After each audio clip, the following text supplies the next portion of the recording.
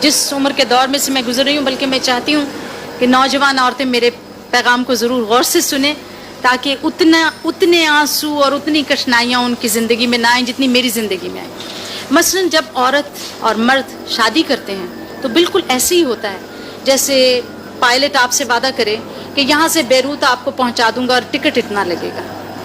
अब रास्ते में वो जाते जाते ये नहीं आपसे कहता कि आप मेरे से इश्क भी कीजिए, आपको इत्मीनान से एतमाम से पहुँचाना उसका फ़र्ज़ है। और शादी भी बिल्कुल यही चीज़ है। शौहर बीवी से कहता है इतने हक महर के बदले, इतनी सौबतों के बदले, इतनी तकलीफ़ों के बदले मैं तुम्हें मंजिल मकसूद पर पहुंचा दूंगा।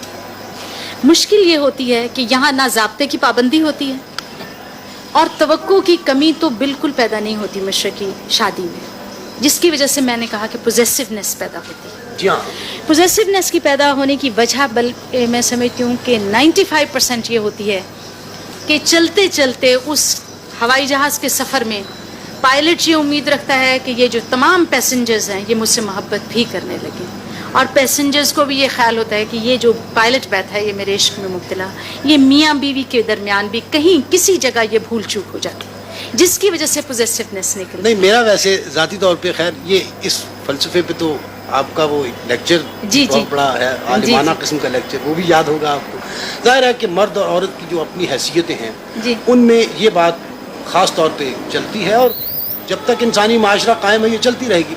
मैं असल में कुछ पूछना ये चाहता था क्योंकि खान साहब माशाल्लाह लोगों से मुतारिफ हैं और उनके बारे में बात करना कोई ऐसी नहीं ये अच्छी बात है जी। मैं ये सोच रहा था कि जैसे होता ना कि खान साहब की तबीयत से जितना थोड़ा बहुत मैं वाकिफ़ हूँ कि वो एक बिल्कुल बेफिक्रे से आदमी है।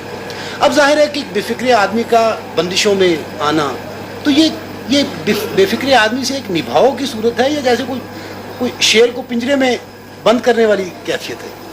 मैंने आपसे पहले कहा कि हम दोनों ज़ाब्ते की पाबंदी और तवक्को की कमी रखते हैं, इसलिए ना शेर को पिंजरे में बंद करने का सवाल पैदा हुआ और ना उसको खुला छोड़ने का।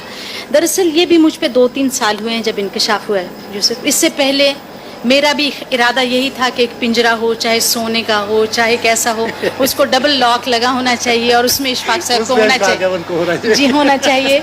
लेकिन 2-3 साल मुमकिन है ये समझती हूँ कि डबल लॉक लगा हुआ है और वो उसमें है।